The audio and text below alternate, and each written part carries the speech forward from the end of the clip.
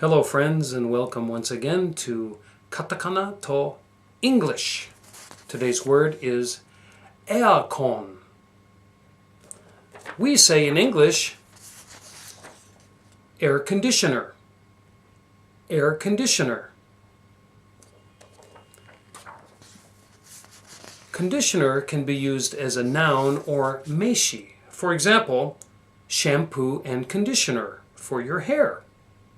You would say in Nihongo, chousetsu suru mono. Another example of a noun or meishi would be condition. Or in Nihongo, you would say joutai. Here's an example. My car is in good condition. Or my health is in good condition. Well, we hope you enjoyed today's Katakana to English. We'll see you again soon.